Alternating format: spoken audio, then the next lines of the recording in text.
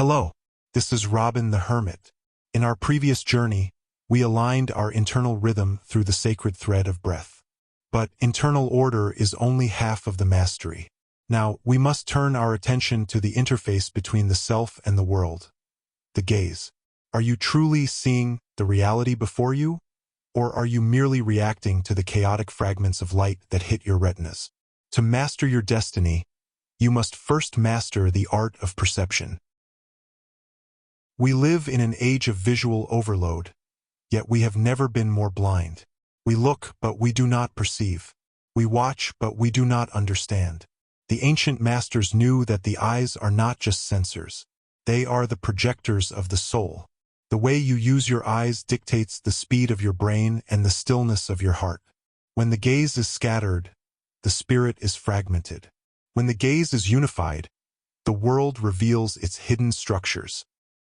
To unlock the true power of sight, we must consult the spirit of Miyamoto Musashi. In his Book of Five Rings, the legendary swordsman distinguished two fundamental ways of seeing, kan and ken. He taught, observe the essence with a strong eye, kan, and watch the surface with a weak eye, ken. This is not mere philosophy. It is a profound instruction for survival. Ken watches the sword. Ken perceives the intent.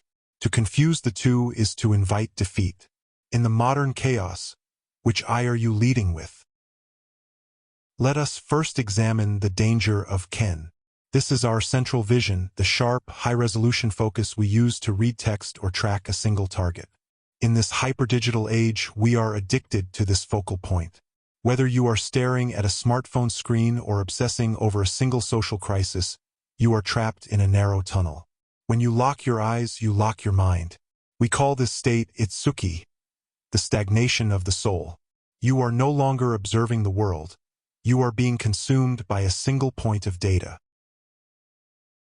Why is this so dangerous? Biologically, intense focal fixation triggers the amygdala, signaling a state of high stress. Your heart rate rises, your breath becomes shallow, and your creative intelligence shuts down. Tunnel vision is the sight of a prey animal cornered by a predator. It is a reactive state, not a creative one. If you remain in ken, you are always one step behind reality, merely flinching at the shadows of the past. To break free, you must learn to unfix your gaze. Now we awaken ken. This is the liberation of your peripheral vision. Unlike the sharp center, the periphery is sensitive to motion, energy, and subtle changes in the environment.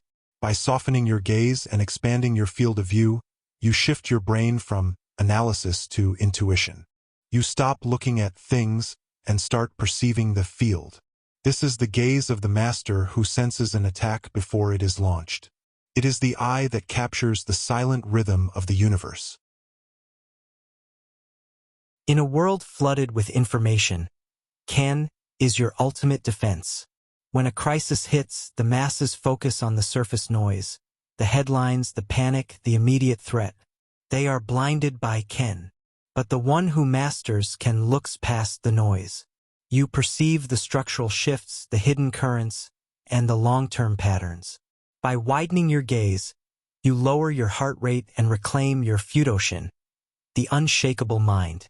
You do not just survive the storm, you see the path through it. Consider the difference between information and insight. Information is scattered, heavy, and often deceptive. Insight is singular, light, and true. The seeing eye is easily overwhelmed by data, leading to paralysis. But the perceiving eye acts as a filter.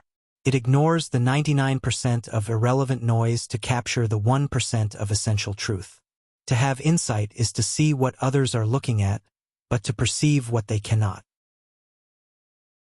How do we transition from the prison of focus to the freedom of perception? It begins with 4 deliberate steps. First, release. Consciously stop staring at the screen or the problem. Second, soften.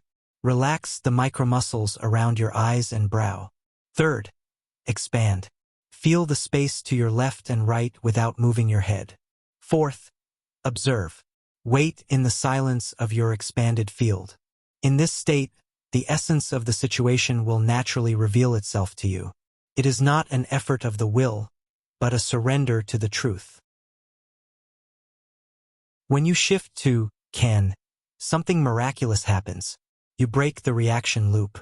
Most people live in a state of constant reflex, stimulus followed by instant fear or anger. By utilizing your peripheral vision, you create a buffer.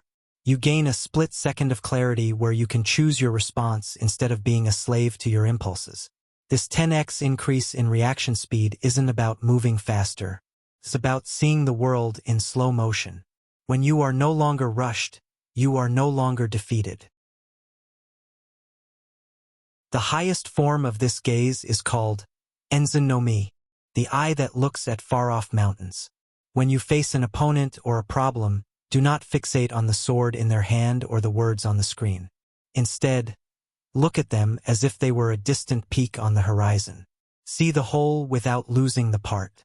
This expansion of consciousness allows you to act with the speed of thought. You are no longer reacting to the world. You are moving in harmony with it. Mastering the gaze is mastering your reality. In this era of distraction, the choice is yours. Will you be a prisoner of the focal point or a master of the expanded field? Release your focus. Soften your heart. Expand your world. The essence is waiting to be seen. He who perceives the truth masters his destiny. Let us meet again in the clarity of your new vision. I am Robin the Hermit.